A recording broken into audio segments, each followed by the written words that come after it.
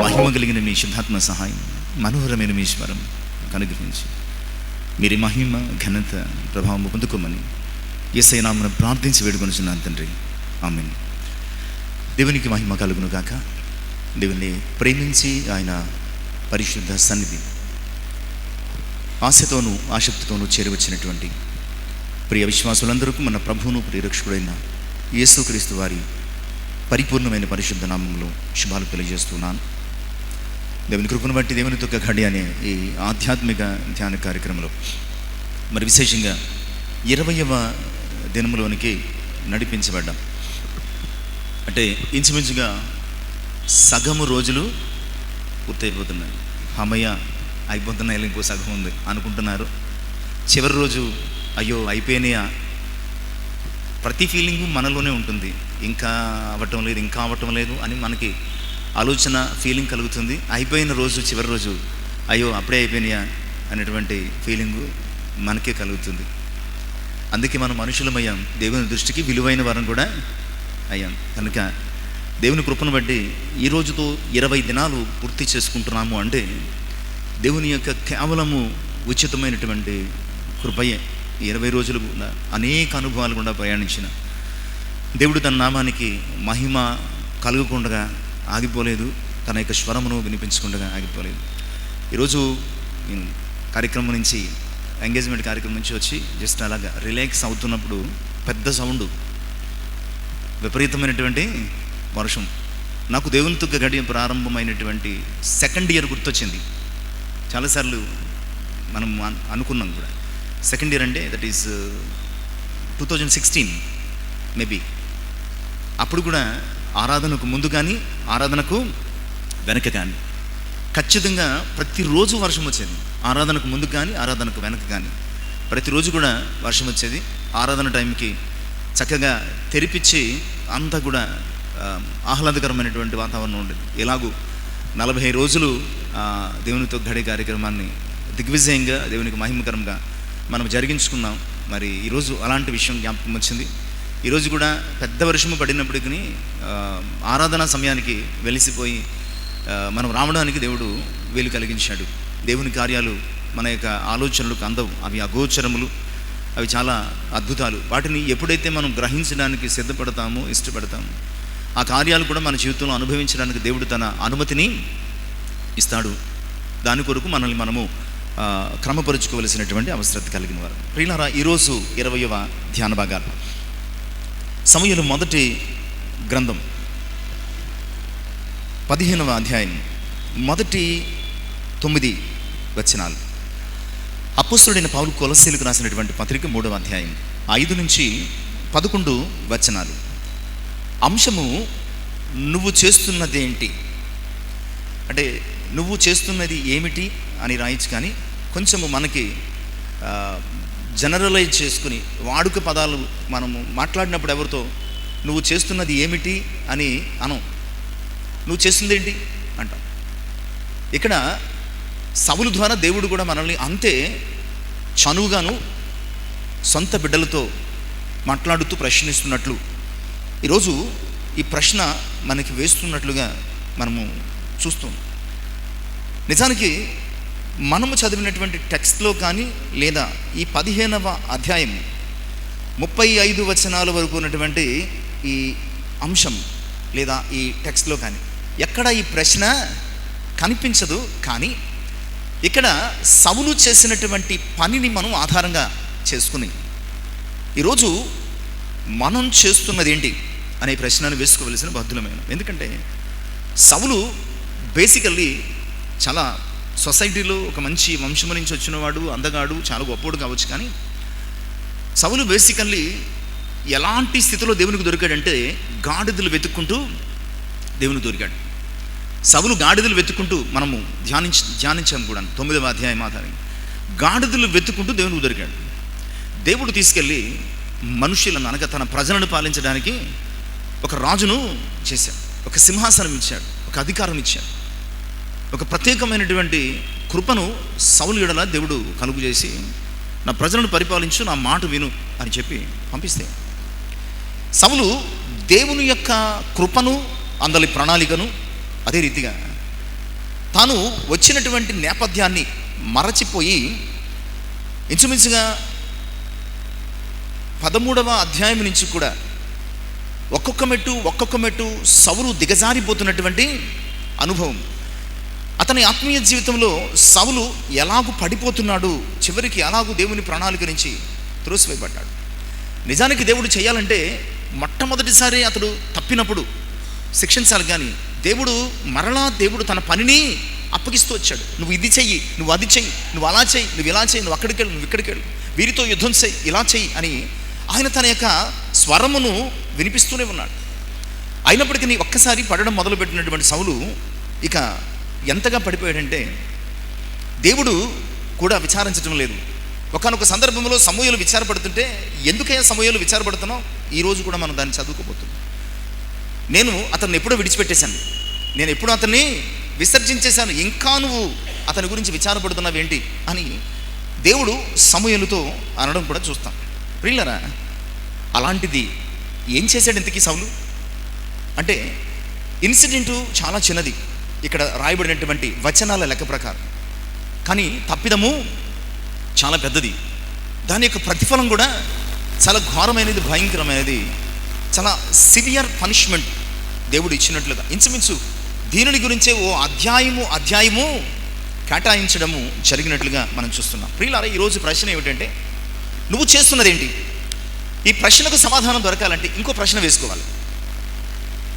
ముళ్ళును ముళ్ళుతోనే తీయాలి అన్నట్టుగా ఈ ప్రశ్నకు సమాధానం దొరకాలంటే మనం ఇంకో ప్రశ్న వేసుకోవాలి. ఏం ప్రశ్న అయి ఉండొచ్చు? పర్లేదు, చెప్పండి. నువ్వు చేస్తున్నది ఏమిటి అనే ప్రశ్నకు మనం జవాబు వెతికే ముందు అసలు దేవుడు చెప్పింది ఏంటి, ఇది ప్రశ్న. ఈ ప్రశ్నకు సమాధానం మనకు దొరకాలి అంటే కనుక ఇంకో ప్రశ్న వేసుకోవాలి. ఆ ప్రశ్న ఏమిటంటే, దేవుడు నీకు చెప్పింది ఏంటి, నువ్వు చేస్తున్నది ఏంటి? ఇప్పుడు ఒక పరిపూర్ణమైనటువంటి ప్రశ్న, దానికి మనము జవాబును వాక్యానుసారంగా వెతికే అవకాశం కూడా మనకు దొరుకుతుంది. కనుక మనల్ని మనం ప్రశ్నించుకున్నప్పుడు మనం ఏం చేస్తున్నాం, కొన్ని సందర్భాల్లో మనం ఏం చేస్తున్నాం మనకి అర్థం కాదు. మనం ఏం చేస్తున్నాం అని చాలాసార్లు అనుకుంటూ ఉంటాం. మనం ఏం చేస్తున్నామో తెలియాలంటే మొట్టమొదటిగా దేవుడు నీకేం చెప్పాడో అర్థం చేసుకోవాలి. దేవుడు మనల్ని ఏం చేయమని చెప్పాడు, ఎలా ఉండమని చెప్పాడు, ఏం మాట్లాడమని చెప్పాడు, ఎలాంటి జీవితాన్ని జీవించమని చెప్పాడు, ఎలాంటి ఏర్పాటును కలిగి ఉన్నామని ఆయన మనతో చెప్పాడు. మొట్టమొదట దేవుడు చెప్పింది ఏంటో మనకు అర్థమైతే మనం చేసినది రైటో రాంగో మనకు అర్థమైపోతుంది. కనుక ఈరోజు ప్రశ్న, నువ్వు చేస్తుంది ఏంటి అని సౌలును మనం ప్రశ్నించవచ్చు, లేదా సౌలు మనల్ని ప్రశ్నించవచ్చు.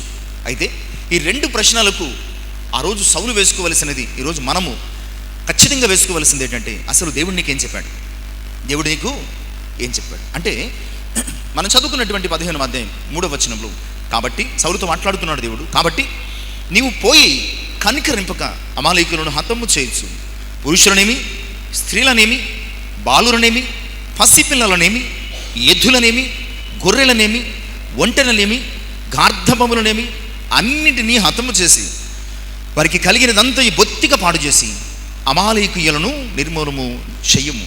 Totally destroy all that belongs to them, don't spare them. ఏమాత్రము అస్సలు కొంచెము కూడా. అందుకనే ఆయన పేరు గొర్రెలను, ఎడ్లను, గాడిదలను, ఒంటెలను అంటూ పేరు చెప్పు. అంటే నువ్వు అమాలేకీయుల మీదకి యుద్ధానికి వెళ్ళు, ఖచ్చితంగా నీకు విజయం లభిస్తుంది. కానీ విజయాన్ని పొందుకుని నీవు వచ్చినప్పుడు విజయముతో మరి కన్నులను మూసుకొనక దేవుని మాటను లేదా ఆజ్ఞను నీవు పాటించు. అందులోంచి ఏది తీసుకురావద్దు, సమూలంగా టోటల్లీ డిస్ట్రాయ్, నాశనం చేసేమంటాడు. అందులోంచి పూచిక పుల్లకు కూడా, అందులోంచి వచ్చిన దుమ్ము కూడా నీ ఒంటికి అంటుకోకుండా కంప్లీట్లీ డిస్ట్రాయ్ చేయమంటాడు అనమాట. డిస్ట్రాయ్ చేయమంటాడు. మరి సౌలు ఏం చేశాడు అంటే 9వ వచనం, సౌలు జనులను కూడి అగగును, గొర్రెలలోని ఎడ్లలోను, క్రొవ్విన గొర్రె పిల్లలను మొదలైన వాటిలో మంచి వాటిని నిర్మూలన చేయక కడగా నుంచి పనికిరాని నీచ పశువులన్నిటినీ నిర్మూలము చేశాడు. ప్రియులారా, సౌలు ఏం చేశాడయ్యా అంటే, దేవుడు చెప్పిన దానికి కంప్లీట్గా, అక్కడేమో దేవుని ధర్మశాస్త్రానికి కంప్లీట్గా వ్యతిరేకంగా ప్రవర్తించాడు.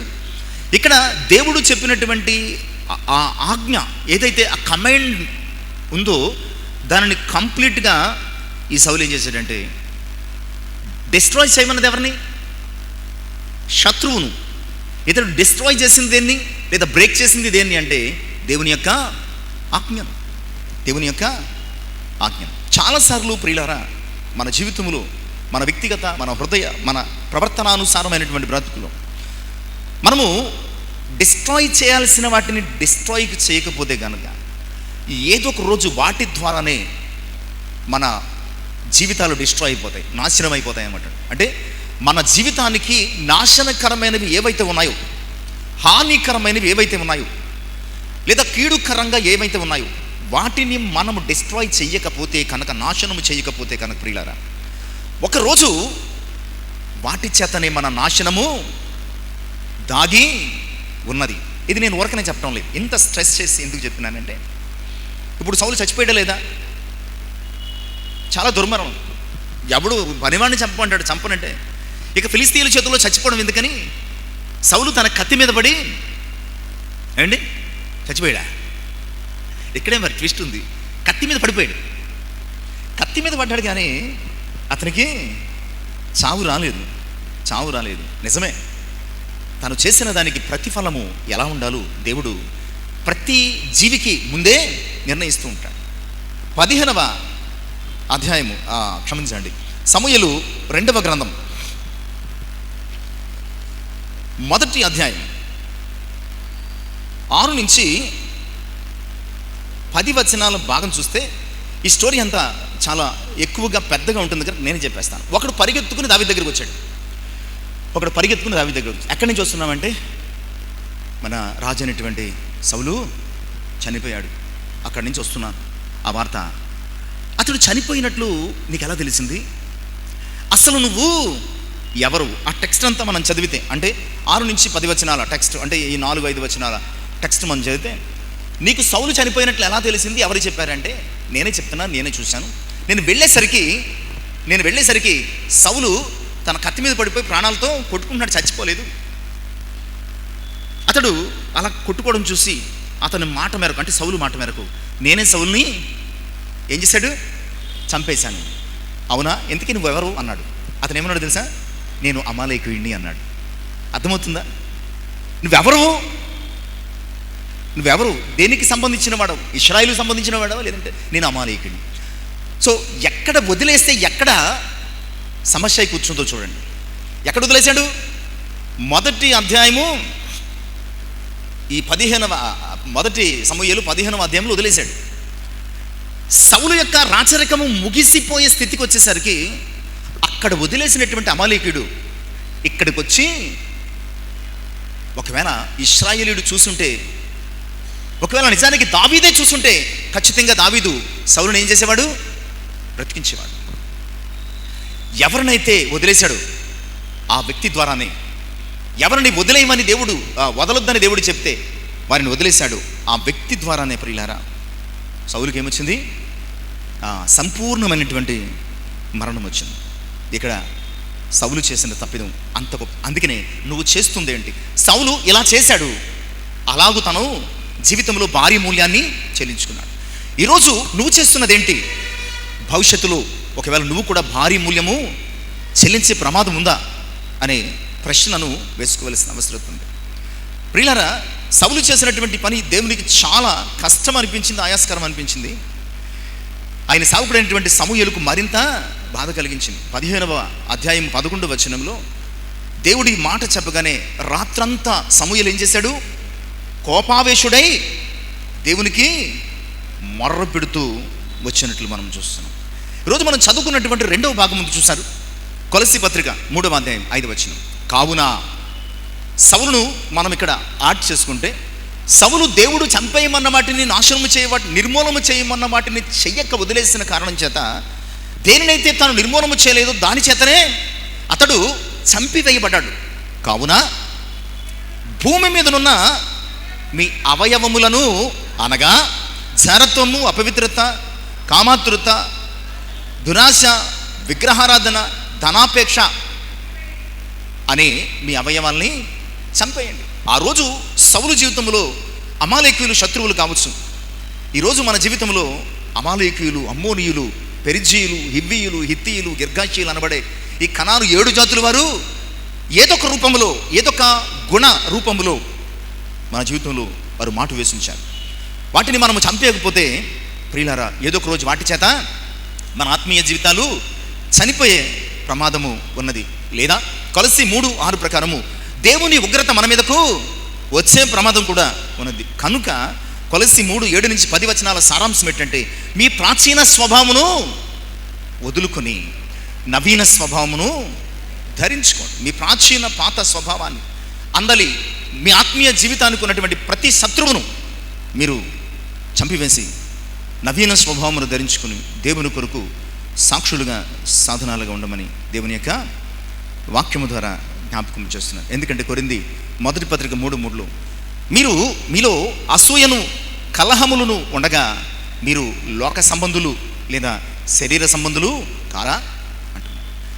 శరీర సంబంధి అయినవాడు తన ఆత్మీయ జీవితాన్ని చంపేసుకునే ప్రమాదంలో ఉన్నాడు. ఆత్మ సంబంధి అయినవాడు ఆత్మచేత శరీర క్రియలను చంపాల్సినటువంటి బద్ధుడైనాడు. ఈరోజు సౌలు చేస్తున్నది ఏంటి, లేదా చేసింది ఏంటి, మనం చేస్తున్నది ఏంటి? 7 అంశాలు మనం త్వరగా మనకి ఇవ్వబడినటువంటి సమయాన్ని బట్టి ధ్యానం చేసుకున్నాం. 3వ వచనము 9వ వచనం ఇందాక చదివేసుకున్నాం, కానీ చదవవసరం లేదు. 3వ వచనంలో ఒక ఆజ్ఞ, అంతే కదండి. 9వ వచనంలో 3వ వచనంలో ఒక ఆజ్ఞ, 9వ వచనంలో అతిక్రమణ, అంతే కదండి. 3వ వచనంలో ఏముంది? ఆజ్ఞ ఉన్నది. 9వ వచనంలో ఏమున్నది? అతిక్రమణం ఉన్నది. కలిపితే ఆజ్ఞాతిక్రమం. సౌలు చేసిన మొట్టమొదటి పని ఏంటంటే, చాలా సింపుల్గా దేవుని ఆజ్ఞను అతిక్రమించేశాడండి. దేవుని ఆజ్ఞను అతిక్రమిస్తే ఏమవుతుంది? యోహాను 1 పత్రిక 3వ అధ్యాయం 4వ వచనం చెప్తున్న మాట ఏమిటంటే, ఎవరైతే దేవుని ఆజ్ఞను అతిక్రమిస్తారో వారు ఏం చేసినట్టట? పాపము చేసినట్టట. అక్కడ సౌలుకు ఒకే ఆజ్ఞ ఇచ్చాడు. ఈరోజు ప్రతి సమయంలో పరిశుద్ధ గ్రంథం ద్వారా దేవుడు అనేక ఆజ్ఞలను, ప్రియులారా, ధర్మశాస్త్రం ఒకటే ఆజ్ఞారూపకమైనటువంటి ప్రతి దేవుని ప్రజలకు. ఈరోజు యేసుక్రీస్తునందు ప్రతి చెయ్యకూడని పని మన జీవితంలో ఒక ఆజ్ఞగానే మన దైనందిన జీవితానికి అడ్డుపడుతూ, కంట్రోల్ చేస్తూ దేవుని జీవంలోనికి మనల్ని నడిపిస్తుంది. కనుక ఈరోజు మనము కూడా ప్రతిసారి, ప్రతి క్షణము, ప్రతిదినము ఏం చేస్తున్నామంటే ఆజ్ఞను అతిక్రమి, దేవుడు ఎలా అంటున్నాడు, మనం దానిని అతిక్రమిస్తున్నాం. సో మనం కూడా ఏం చేస్తున్నాం? ఆజ్ఞను అతిక్రమించడము అనే చర్య ద్వారా ఏం చేస్తున్నామట అంటే, సౌలు చేసింది ఏంటంటే ఆజ్ఞాతిక్రమం మాత్రమే కాదు, ఏంటండి, పాపము కూడాను. రోమపత్రిక 6వ అధ్యాయం 23వ వచనములో పౌలు భక్తుడు చెబుతూ, పాపము చేశారు కదా, మరి పాపానికి ఒక ప్రతిఫలం ఉంటుంది కదా, పాపం వలన వచ్చు జీతం ఏమంటాడు? నువ్వు ఏ పాపం అయితే చేశావో, ఇక్కడ సౌలు చేసిన పాపం ఏంటి?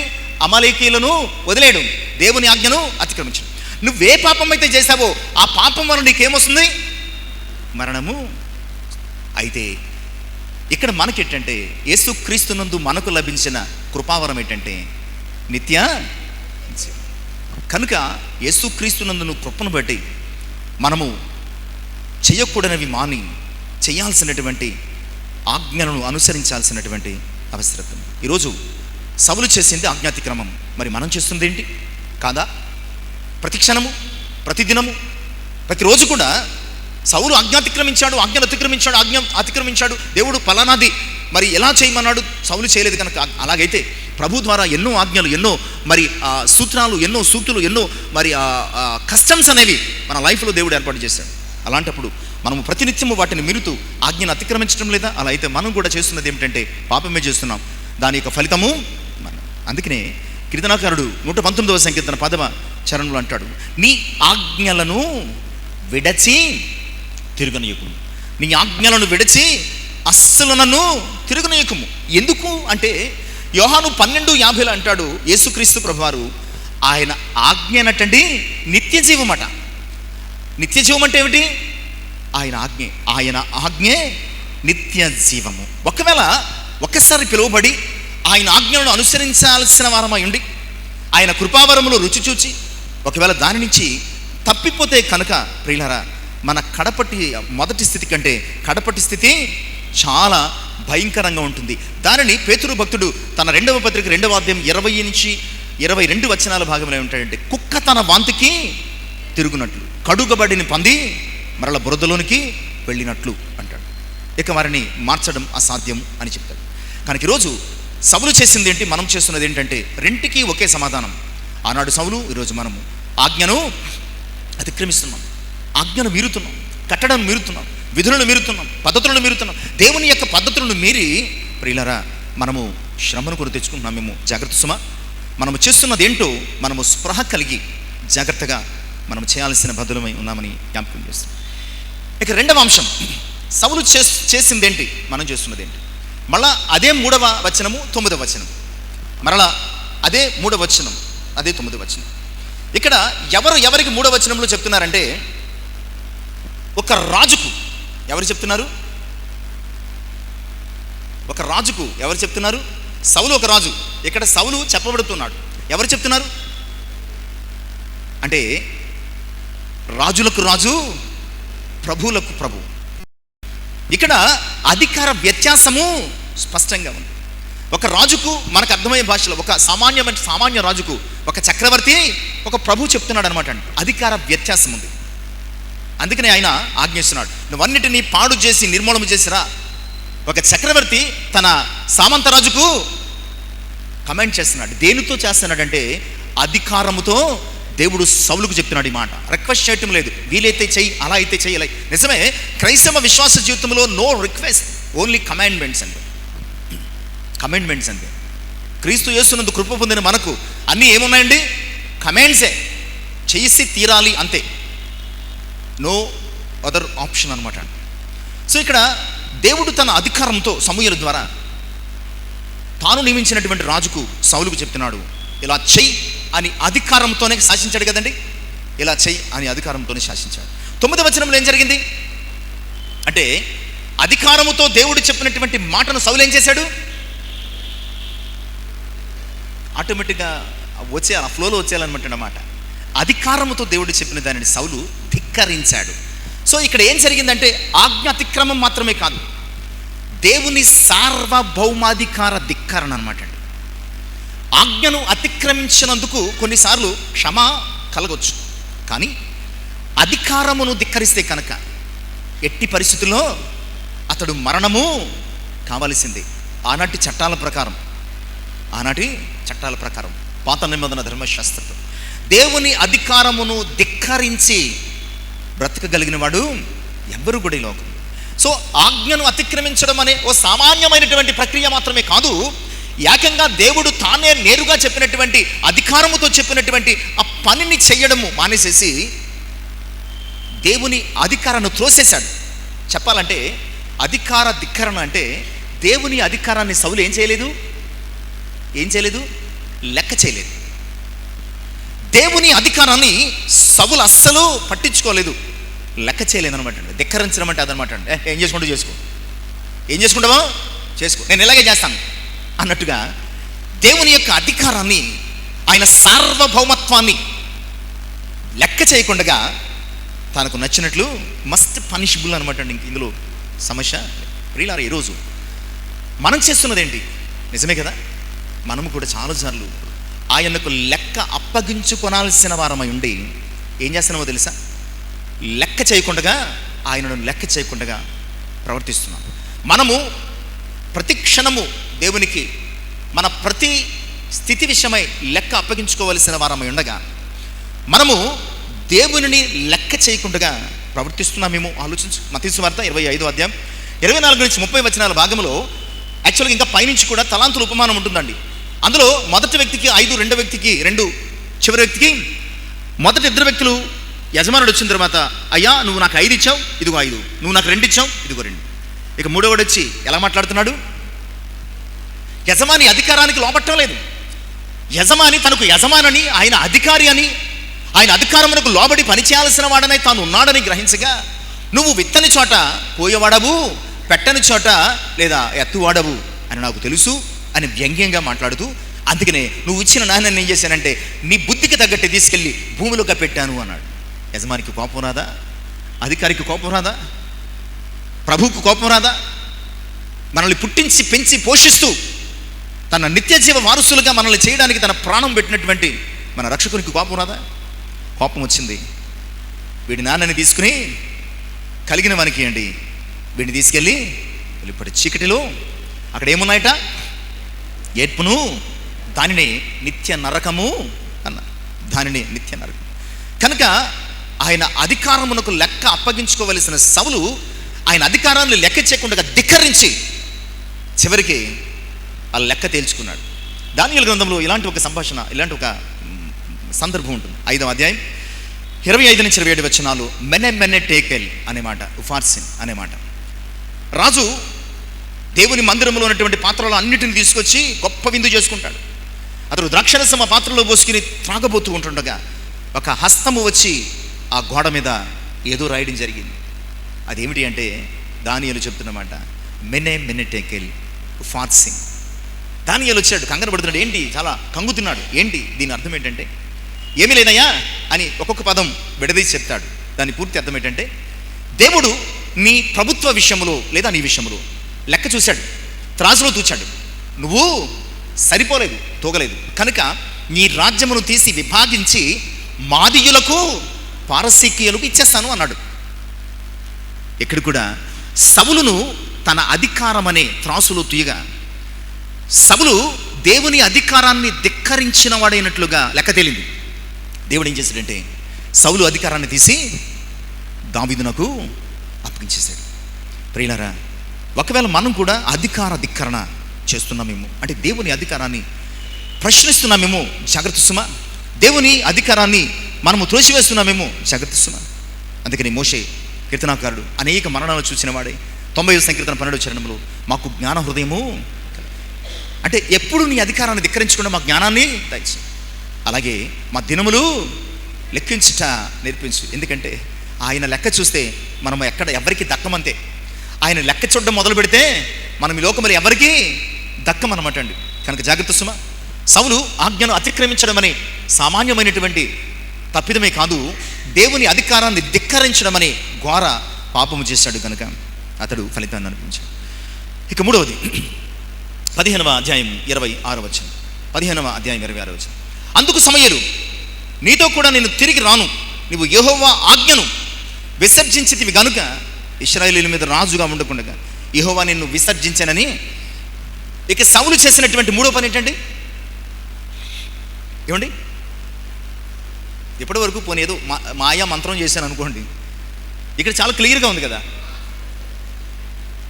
సౌలు చేసిన పని ఏంటంటే దేవుని ఆజ్ఞను విసర్జించాడు, విడిచిపెట్టేశాడు అనమాట. పట్టించుకోలేదు. యుద్ధము చేస్తున్నటువంటి రాజుగా తనకొక ఆజ్ఞ దేవుడిచ్చాడని ఆ ఆజ్ఞకు లోబడి యుద్ధము చేయాలి అన్నటువంటి దైవ నీతిని మరిచిపోయి దేవుని యొక్క ఆజ్ఞను విడిచిపెట్టేశాడండి. దేవుని యొక్క ఆజ్ఞను 23వ వచనపు చివరి భాగంలో కూడా అదే అంటుంది, యెహోవా ఆజ్ఞను నువ్వు విసర్జించితివి గనుక నీవు రాజుగా ఉండకుండా ఆయన నిన్ను. నిజమే, విసర్జించడము మనుషులంగా మనకే తెలుసా, దేవునికి తెలియదా? విసర్జించడము మనకి మాత్రమే తెలుసా? మనము విసర్జిస్తే మనలాంటి వారు కొన్ని కోట్ల మంది ఆయనకుంటారేమో, కానీ దేవుడు విసర్జిస్తే ఆయన లాంటి వాడు మనకు ఒక్కడు కూడా ఈ లోకములు దొరకడు. ఇక్కడ సౌలు ఏకంగా పాటించాల్సినటువంటి దేవుని యొక్క ఆజ్ఞను విసర్జించేశాడు. దేవుని యొక్క ఆజ్ఞను విసర్జించేశాడు. కనుక దేవుడు ఏమంటున్నాడంటే, నా ఆజ్ఞను విసర్జించాడు, పాటించలేదు, పట్టించుకోలేదు, నా ఆజ్ఞ ప్రకారం అతడు పని చేయలేదు. నిజమే, ఆఫీసులో బాస్ యొక్క కమెంట్స్ని మనం ఫాలో అవ్వకపోతే ఏం చేస్తాడు? ఫస్ట్, సెకండ్, థర్డ్, ఫైనల్గా ఊస్టింగ్ అనమాట. ఊస్టింగ్ అయిపోయింది. ఇప్పుడు సమూయేలు చాలా బాధపడుతున్నాడు అండి. ఎంత కోపంగా సౌలుతో మాట్లాడినా సమూయేలు, ఇందాక చెప్పుకున్నాం కదా, సమూయేలు చాలా బాధపడుతున్నాడు. 16వ అధ్యాయం 1వ వచనంలో దేవుడు సమూయేలుతో ఎలా అంటాడు, అంతటా యెహోవా సమూయేలుతో ఇలాగూ సెలవిచ్చాను, ఇశ్రాయేలీయుల మీద రాజుగా ఉండకుండా నేను విసర్జించిన సౌలుని గురించి నీవెంతకాలం అయ్యా దుఃఖిస్తావు, ఇంకోటి చూపిస్తాను పదా అంటాడు. ఎంత క్లియర్గా ఉన్నాడు దేవుడు. అంటే ఆయనను విసర్జిస్తే ఆయన చాలా క్లారిటీతో ఉంటాడు. ఇక మన గురించి ఆయన స్పెండ్ చేయడు, టైంని స్పెండ్ చేయడు. చాలా క్లియర్గా సమూయేలు దిగులుగా కూర్చున్నాడట, ఏడుస్తున్నాడట. అయ్యో, నేను అభిషేకించినటువంటి సౌలు, ఇశ్రాయేలు ప్రజల మీద మొదటి రాజు, దేవుడు ఏర్పాటు చేసుకున్నటువంటి సౌలు దేవుని కృప నుంచి తప్పిపోతున్నాడు, బాధపడుతూ దుఃఖపడుతుంటుంటే దేవుడు అన్నాడు, ఎందుకు దుఃఖపడుతున్నావు, నేను ఆల్రెడీ విసర్జించేసాను, నేను దా చూపిస్తాను, నాకు ఇష్టమైనటువంటి వ్యక్తిని చూపిస్తానని చెప్పేసి సమూయేలు తాండవం. అంటే సౌలును దేవుడు ఎంత దూరం తోస్తాడు, సౌలును దేవుడు ఎంత మరి విసర్జించాడు మనకి అర్థమవుతుంది. నిజమే ప్రియులారా, సామెతలు 1:32 ప్రకారము ఎవరయ్యా విసర్జిస్తారు దేవుని అంటే జ్ఞానము లేనివారు ఆయన ఆజ్ఞను విసర్జిస్తారు అన్నటువంటి మాట దేవుని యొక్క వాక్యము జ్ఞాపకం చేస్తుంది. అలాగే హోషేయ 9:17 ప్రకారము మనం ఆలోచన చేసిన, యూదా 1:4 ప్రకారం ఆలోచన చేసిన, బుద్ధి లేనివారు లేదా భక్తిహీనులు ఆయన ఆజ్ఞను విసర్జిస్తారు. సమయం లేక నేను రిఫరెన్స్లు జస్ట్ చెప్పుకుంటూ మనకి ఈరోజు ప్రియులారా, సౌలు దేవుని ఆజ్ఞను విసర్జించిన ఆ పని ఒకవేళ నువ్వు చేస్తున్నావేమో, అందుకనే ప్రశ్నిస్తున్నాడు, నువ్వు చేస్తుందేంటి? ఒకవేళ సౌలు వలె దేవుని మాటను, దేవుని ఆజ్ఞను పక్కన పెడుతున్నావా, విసర్జిస్తున్నావా అంటే విడిచి పెట్టడం అన్నమాట. విడిచి ఇక దానితో నాకు పని లేదు అన్నట్టు ఉండడం. అలాంటి స్థితిలో ఉన్నాం మేము. జాగ్రత్త సుమా, దేవుని ఆజ్ఞను విసర్జించక దేవుని యొక్క ఆజ్ఞను అనుసరించడానికి ప్రయత్నిద్దాం. ఇక 4వ అంశం మనం చూద్దాం. సమూయేలు మొదటి గ్రంథం 15వ అధ్యాయం 23వ వచనపు మొదటి భాగం. 23వ వచనం మొదటి భాగం, తిరుగుబాటు చేయుట సోదె చెప్పుటయను పాపముతో సమానము, మూర్ఖత అగపరచుట మాయా విగ్రహము గృహదేవతలను పూజించడంతో సమానం. ఇక సౌలు చేసిందేంటి? మొదటిదేమో ఆజ్ఞాతిక్రమము, రెండవది అధికార ధిక్కరణ, దేవుని అధికారాన్ని ధిక్కరించాడు. మూడవది విసర్జించాడు. నాలుగవది తిరుగుబాటు చేశాడు. ఇది భయంకరమైనటువంటి మూర్ఖత, ఇది విగ్రహారాధనతో సమానమంటాడు. తిరుగుబాటు చేయట, జీవము గల దేవుణ్ణి విడిచిపెట్టడము, సోది చెప్పుటాను పాపముతో సమానమని దేవుని యొక్క వాక్యం. సౌలు చేసినటువంటిది ఏంటి అని ప్రశ్నిస్తే దేవుడు చెప్తున్న సమాధానం, అతడు నాపైన తిరుగుబడ్డాడు, దేవునిపైన తిరుగుబాటు చేశాడు అన్నటువంటి సంగతిని దేవుని యొక్క, ఎవరి మీద అంటే మామూలు దేవుని మీద కాదండి.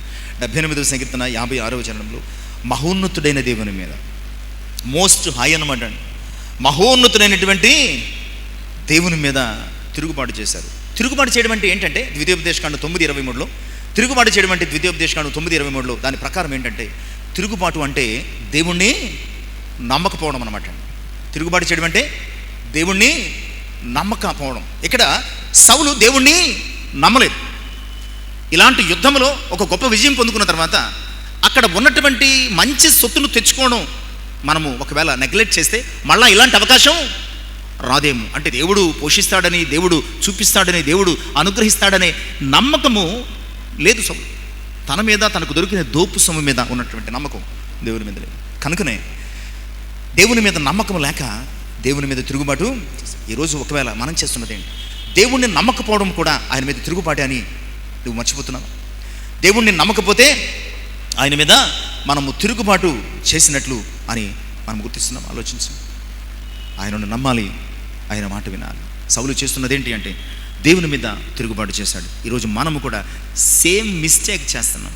ప్రతిసారి కూడా ఆయన మాటను లెక్క చేయటం లేదు, పట్టించుకోవటం లేదు, లేదంటే అనుసరించటం లేదు. దట్ మీన్స్ మనం దేవుని మీద ఏం చేస్తున్నాం? తిరుగుబాటు, వ్యతిరేకంగా మూర్ఖతతో తిరుగుబాటు చేస్తున్నాం అన్న సంగతి. ఆల్రెడీ ముందు ఒకసారి దేవుడు వార్నింగ్ ఇచ్చాడు. ఎక్కడ? బలి అర్పించడం దగ్గర వార్నింగ్ ఇచ్చాడు. అలాంటి సందర్భంలో సౌలు ఇలాంటి తప్పిదం చేయడం సౌలు మూర్ఖత్వానికి సూచన. అంతే సూచన. తిరుగుబాటు చేసి తన యొక్క జీవితాన్ని నాశన కూపంలోనికి నడిపించుకున్నాడు. ఇక 5th వన్, సమూయేలు మొదటి గ్రంథం 15వ అధ్యాయం 19వ వచనం, నీవు ఎందుచేత 19వ వచనం, నువ్వు ఎందుచేత యెహోవా మాట వెనుక దోపుడు మీద ఎగుబడి ఆయన దృష్టికి కీడు చేసేటివి అని. ప్రియులారా, సౌలు చేసింది 5వ అంశం ఏంటండి? ఏమండి? రొటీన్. ఈ 7 అంశాలు కూడా మాట వినకపోవడం వెరీ కామన్ థింగ్. అంటే మాట వినకపోవడంలో చాలా డిఫరెంట్ యాంగిల్స్ ఉంటాయి. మాట వినకపోవడంలో డిఫరెంట్ యాంగిల్స్ ఉంటాయి. అవి చూస్తున్నాం అనమాట. ఇప్పుడు మాట వినకపోవడం అంటే అతిక్రమించడం, మాట వినకపోవడం అంటే ధిక్కరించడం, మాట వినకపోవడం అంటే విసర్జించడం, మాట వినకపోవడం అంటే ఇందాక 4 చూసాం కదండి, తిరుగుబాటు చేయడం. ఇప్పుడు మాట వినకపోవడం అంటే ఆయన దృష్టికి కీడు చేయడం అన్నమాట అండి. ఆయన దృష్టికి కీడు చేయడం. సౌలు ఏం చేశాడయ్యా అంటే దేవుని దృష్టికి కీడు చేశాడు.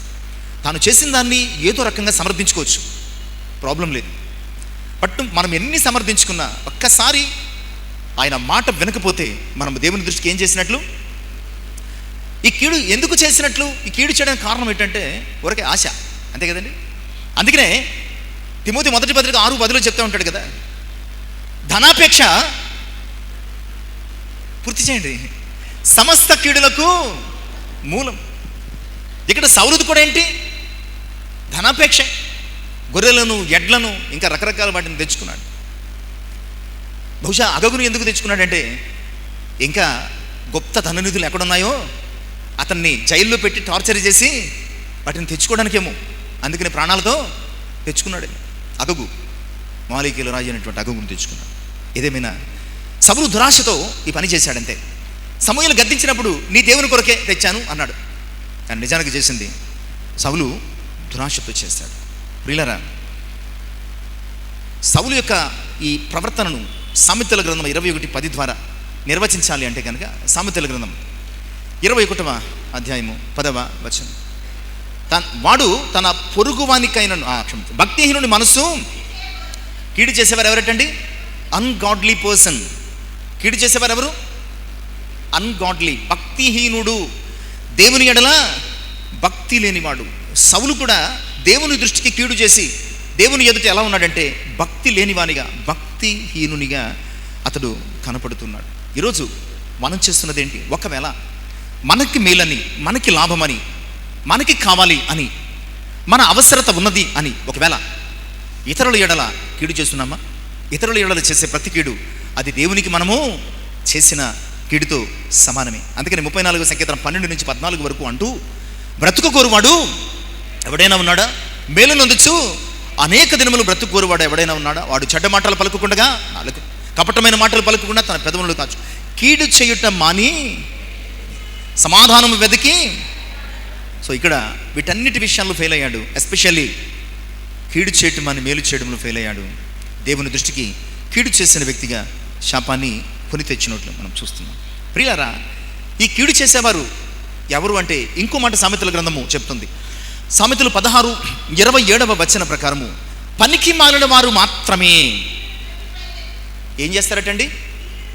ఏకంగా కీడును తవ్వి తీసి పైకెత్తుతారు అన్నటువంటి మాటను జ్ఞాపకం చేస్తాడు. ఈరోజు మనం ఎలా ఉన్నాం ఆలోచించండి. కీడు చేస్తున్నామా లేదా దేవుని మాట విని మేలుకరంగా ప్రవర్తిస్తున్నాం? పేతురు తన 1 పత్రిక 3:11 అంటాడు, కీడుకు ప్రతి కీడు అస్సలు చేయొద్దు.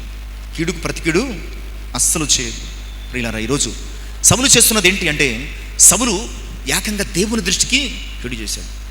ఈరోజు మేలు చేసినటువంటి దేవుని ఎదుట మనము కూడా కీడు చేస్తూ తిరుగుతున్నామేమో.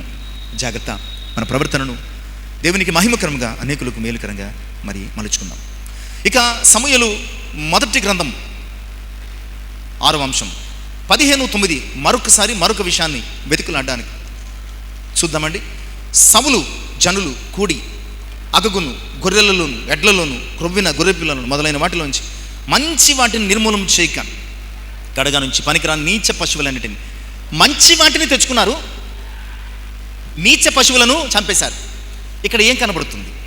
ఈ రెంటికి మధ్య ఏముండి ఉంటుంది? మంచి వాటిని తెచ్చుకున్నారు, చెడ్డ వాటిని. ఇప్పుడు మనం షాప్కి వెళ్తామండి, అక్కడ గొట్లుగా పోసాడు, ప్రతి ఐటమ్ 10 రూపీసే. ఏం చేస్తాం? 10 రూపీస్ అన్నాడు కదా అని చెప్పేసి మన దగ్గర ₹1,00,000 అని చెప్పేసి లాట్ తెచ్చేసుకుంటామా? తెచ్చుకోం. ఏం చేస్తాం? ఏమండి, ఏదో అన్నారు, మీరేదో అన్నారు. ఏం తెచ్చుకుంటామంటే మనకి నచ్చిన వాటిని, మనకి ఇష్టమైన వాటిని తెచ్చుకుంటాం. ఇక్కడ సౌలు మంచి వాటిని తెచ్చుకుని చెడ్డ వాటిని చంపేశాడంటే సౌలు ఎలా ప్రవర్తించాడు? ఇష్టానుసారంగా ప్రవర్తించాడు. సౌలు ఎలా ప్రవర్తించాడండి? దేవుని చిత్తం ఏం చెప్పిందంటే మంచివి లేవు, చెడ్డవి లేవు, శత్రువును చంపేయి, నాశనం చేసాయి అన్నాడు. అవునండి, క్లియర్గా చెప్పాడు. మంచి చెడ్డ ఇలాంటి భేదమేమీ లేదు, శత్రువే. మన శరీరానికి, మన ఆత్మీయ జీవితానికి కీడు చేసేది ఎప్పటికైనా మంచిదైనా చెడ్డదైనా కీడే కనుక సమూలంగా నిర్మూలించే అన్నాడు. ఇక్కడ సౌలు ఏం చేశాడంటే దేవుని చిత్తాన్ని తీసి పక్కన పెట్టాడు. కాసేపు సిచ్యువేషన్ చూశాడు, అక్కడ చాలా మంచి మంచి సంపద ఉన్నది. సో మంచి మంచి వాటన్నిటిని తీసుకొచ్చి శాలలో పెట్టుకున్నాడు, నీచ పశువులను. సో ఇక్కడ సౌలు చేసిన పని ఏంటంటే తన ఇష్టానుసారంగా ప్రవర్తించాడు, దేవుని చిత్తాన్ని తృణీకరించాడు. సౌలు చేసిన పని ఏంటంటే తన ఇష్టానుసారంగా ప్రవర్తించాడు, దేవుడు చెప్పిన దాన్ని తృణీకరించాడు. అందుకనే సమూయేలు మొదటి గ్రంథం 15:28 కానీ, అలాగే నీ రాజ్యము నీ చేతుల నుంచి లాగివేసి నీకంటే ఉత్తమునికి ఇస్తానన్నాడు. సమూయేలు 13:14 ఇంకో మాట అన్నాడు, దేవుడు తన చిత్తానుసారుడైనటువంటి మనుషుని కనుగొని అతనికి నీ రాజ్యాన్ని ఇస్తానన్నాడు. సో సౌలు ఇక్కడ తన ఇష్టానుసారంగా ప్రవర్తిస్తే దేవుడు ఏం చేశాడంటే తన చిత్తానుసారంగా ప్రవర్తించాడు. అంతే. దీన్ని టిట్ ఫర్ టాట్, కుక్క కాటుకు చెప్పు దెబ్బ అన్నట్టుగా, కత్తి చేతిలో ఉంది కదా, నేను రాజును కదా అని తన ఇష్టానుసారంగా మంచి వాటిని తెచ్చుకుని దేవుని ఆజ్ఞను తృణీకరించి చెట్టబట్టి చెప్పాడు. అందుకనే దేవుడు అన్నాడు, సౌలు నీకు ఇష్టం వచ్చినట్లు నువ్వు ఉన్నావు కదా, నాకు ఇష్టం వచ్చినట్లు కూడా నేను ఉంటాను. నీకు ఇష్టమైనవి నువ్వు తెచ్చుకున్నావు, అలాగే ఈ సింహాసనం మీద నా ప్రజలను పరిపాలించడానికి నాకు ఇష్టమైనవి తీసుకొచ్చి నేను త్రోసేసి ఇక్కడ కూర్చోబెట్టి పరిపాలన చేస్తాను, ఏం చేస్తావో చేసుకో అన్నాడు. అంతే కదా. ఈరోజు మనం చేస్తున్నది ఏంటి?